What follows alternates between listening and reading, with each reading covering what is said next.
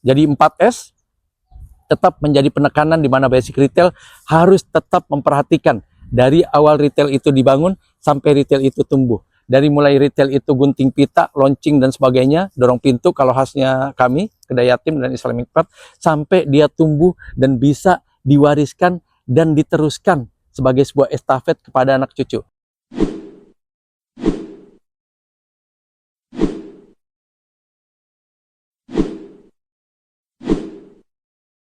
Assalamualaikum warahmatullahi wabarakatuh. Bismillah.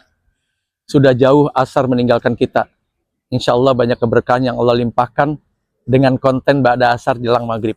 Di bumi Allah yang dahsyat, yang semua orang sangat memanfaatkan dan berebut terhadap faedah, manfaat, dan keberkahan yang Allah limpahkan setiap detiknya, bahkan setiap sepersekian detik. Sore ini kita angkat tema 4S. Apa itu 4S? 1. SDM, sumber daya manusia. Yang kedua, struktur. Yang ketiga, sistem. Yang keempat, strategi. Saya ulangi ya. S yang pertama, SDM, sumber daya manusia. Yang kedua, struktur. Yang ketiga, sistem. Yang keempat, strategi. Boleh dibalik gak? Boleh. Yang penting tidak boleh kelebihan. 4 jadi 5S, jangan. Karena ini basic retail yang sudah baku oleh perumus-perumus retailer handal di muka bumi ini. Tidak juga boleh dikurangi, jadi 2S aja deh, jadi 3S. Ya, nanti Anda akan nanggung di lapangan. Berbahaya. Misalnya apa? Strateginya diabaikan aja, boleh ada, boleh tidak. Ya, Anda centang perenang nanti, nggak pernah mendapatkan hasil yang sebenarnya menjadi cita-cita dari sebuah unit bisnismu. Walaupun di basic retail, juga sangat berpengaruh semua bisnis lainnya. Jadi 4S pasti juga dibutuhkan oleh semua unit bisnis lainnya. Oke, kita ungkap ya satu persatu. S pertama, SDM, sumber daya manusia. Itu ada gak di 5P? Ada. Namanya apa? Personil, ya kan? Oke, personil atau individu atau karyawan. Di sini juga sama. Di S pertama 4S, dalam basic retail, SDM, itu juga harus mumpuni. Harus yang benar-benar terkualifikasi. Harus benar-benar berkualitas. Harus yang konsisten, komitmen, disiplin, amanah, profesional, punya kreativitas tingkat tinggi, enggak ngeluh mulu, enggak mutung mulu, enggak baper, enggak tiba-tiba ngambek kalau disuruh sama rekanan, yang kebetulan rekanan sebenarnya memang perlu dibantu, tidak juga mutung kalau seandainya ditunjuk sama atasanmu, manajemenmu, seniormu untuk melakukan tugas yang sebenarnya bukan tugasmu. Itu bagian dari SDM yang harus diperhatikan kepada setiap kita pengelola bisnis, bahwa SDM menjadi kata kunci di mana 4S harus terpenuhi bersama S yang pertama, SDM, sumber daya manusia. Terus sumber daya manusia apalagi yang harus benar-benar kita ungkap? Tadi saya bilang sama dengan di 5P, personil. Kupas tuntas tuh, detailkan, urut sistematis. SDM yang kayak gimana? SDM yang seperti apa? Berapa banyak jumlahnya? Level yang mana? Lulusan SMPK, SMKK, SMAK, SDK, S1K, itu monggo terserah sesuai dengan kebutuhan kita masing-masing. Karena saya nggak pernah tahu kebutuhan retailmu seperti apa, kebutuhan kulinermu seperti apa. Tapi yang pasti setiap unit bisnis pasti butuh SDM dong. Kalau nggak, akhirnya UMKM kecapean sendiri. Karena semuanya dia yang lakoni, semuanya dia yang pegang, semuanya dia yang jalani. Emang seolah-olah cost operationnya menjadi tipis, tapi nafas usaha kita nggak akan panjang. Anda kelelahan, Anda kecapean, dan Anda akan bosen, boring, akhirnya banyakan libur. Kalau dibanyakan libur, terlalu banyak loss, terlalu banyak kesempatan dan kehilangan menjual terjadi tuh. Kesempatan menjual hilang, kehilangan kesempatan menjual, tidak terjadi produk-produk yang harusnya bisa meraih dan menyumbangkan omset, kehilangan juga meraih profit, margin, turnover, dan sebagainya. Gara-gara apa? Gara-gara kita mengabaikan tidak perlu pakai SDM. Resto saya masih baru cuma 2-3 juta per hari, udah saya aja yang masak, saya yang melayani, saya yang kasir, capek, nafas kita nggak akan panjang. Akhirnya terlalu banyak libur, cepat atau lambat customer Anda menyingkir dan mencari resto lain. Jadi nggak apa-apa keluarin budget, dan harus dari situ kita bisa ngatur nafas. Dari situ kita bisa number of outlet. Dari situ kita bisa menentukan apakah harus dikembangkan resto ini, retail ini, usaha ini. Karena apa? Ada kepastian SDM yang kita pakai, yang kita gunakan, yang kita rekrut, yang kita hire. Yang kedua, struktur. Tadi saya juga mengingatkan di mana struktur tidak boleh kegendutan. Karena apa? Beban cost operation Anda. Dan biasanya orang kalau gendut, tambur, itu susah gerak. Nafas aja susah. Jalan, kan? Apalagi kalau usaha kita diisi dengan struktur yang kegendutan, yang benar-benar gemuk. Sementara sebenarnya tidak perlu segemuk itu. Harusnya kan bisa dirampingkan.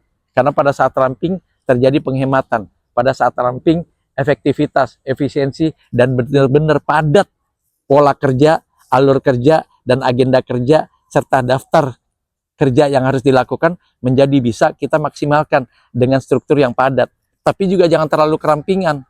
Disesuaikan aja di tengah-tengahnya. Average-nya memang butuh 5 rata-ratanya. Ya jangan 6, jangan juga 4. Boleh 4 sepanjang yang kelima ditutupi sama 4 yang ada. Itu struktur ya. Yang ketiga, sistem. Gak tahu saya, Anda mau sistem seperti apa?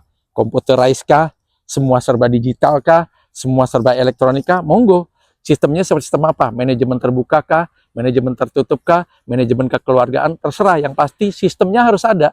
Baik sistem elektronik, sistem kekeluargaan, sistem penerapan asas, sistem mengedepankan visi misi, sistem yang merumuskan kemana kita harus melangkah, sistem yang memastikan bahwa sistem ini setengahnya elektronik, setengahnya adalah non-elektronik, setengahnya menggunakan manual tenaga manusia. Monggo diputuskan Anda yang lebih paham sistem apa yang harus kita jadikan dan terjadi di unit kita. Yang terakhir namanya adalah strategi. Kenapa perlu strategi? Lawong anak kecil main di kampung aja ngatur strategi. Rick, kiper kiper padahal cuma berdua, lawan 2.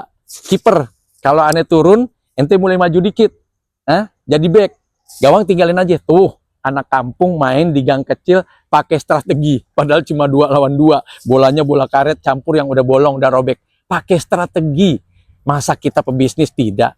Masa UMKM tidak? Franchise tidak? Kemitraan tidak? Retailer tidak, ya pakailah. Strategi ada, rumusannya sudah dibuat sama para ahli, para guru-guru yang kita terima kasih karena mereka merumuskan semua ini sampai kita bisa mudah mendapatkannya. Hari ini saya gratiskan gitu kan. Terlalu banyak yang bisa dan Allah kasih gratiskan lewat konten-konten ini. Jadi kembali ke strategi adalah menjadi satu kewajiban dari terciptanya susunan 4S tadi. Tidak boleh ada satu S yang tertinggal, yang kadarnya di bawah 50%, syukur mendekati 90%. Tidak boleh ada yang dipending dulu. Ya kecuali memang tadi kita siap nanggung ya, resiko, akibat, dan apapun yang menyebabkan kita harus, ya kok jadi gini ya, gara-gara strateginya hilang. Kok jadi gini ya, gara-gara strukturnya lupa disusun, dan sebagainya. Nah kembali ke strategi juga yang menyebabkan kita tampil lebih gemilang. Strategi juga yang membuat kita makin terukur, punya retail, punya bisnis, punya usaha, punya apapun juga. Strategi juga yang memastikan bahwa kita, oh ternyata kita bisa dapat untung loh kalau strateginya kayak begini. Strategi juga yang menyebabkan, oh ternyata kita bisa kerjasama loh dengan bank A, bank B, KKA, KKC, dan sebagainya. Atau dunia perbankan. Dari strategi. Dari strategi juga kita bisa tahu, oh harusnya meja kasir menghadapnya begini loh, tandem loh, atau satu loh, personal aja loh, kasirnya diri aja loh, kasirnya duduk aja loh, uang kasirnya begini. Itu strategi semua. Semakin kita detailkan strategi, semakin kita jembrengin sekian banyak strategi, semakin kita bisa memastikan strategi itu banyak poin-poin yang bisa kita ungkap. Insya Allah strategimu menjadi yang paling mumpuni, paling mapan, dan insya Allah membuahkan hasil. Jadi 4S tetap menjadi penekanan di mana basic retail harus tetap memperhatikan dari awal retail itu dibangun sampai retail itu tumbuh. Dari mulai retail itu gunting pita, launching dan sebagainya, dorong pintu kalau khasnya kami, Kedai Yatim dan Islamic Park, sampai dia tumbuh dan bisa diwariskan dan diteruskan sebagai sebuah estafet kepada anak cucu. Gara-gara 4S-nya kejadian. Gara-gara 5P di tema yang tadi juga kejadian. Basic retail yang namanya 4S, basic retail yang namanya 5P menjadi kewajiban, keharusan, dan kemestian. Mesti tuh, iya mesti. Harus tuh, harus. Wajib tuh, wajib. Jangan ditinggalkan, jangan diabaikan, jangan diremehkan, karena berdampak fatal terhadap retail dan bisnis usahamu. Insya Allah di tema berikutnya, kalau masih ada waktu, insya Allah kita angkat Basic retail berikutnya namanya service excellent. Itu bahasa susah lagi ya. Kalau bahasa kita nih orang awam bilang layanan prima lah. Kurang lebih gitu ya. Jangan lupa tulus tuh. Tulus abadi. Masya Allah pejabat ya LKI. Tulis ya. Tulis di kolom komentar. Kritisi apapun juga. Diskusi, atensi dan sebagainya.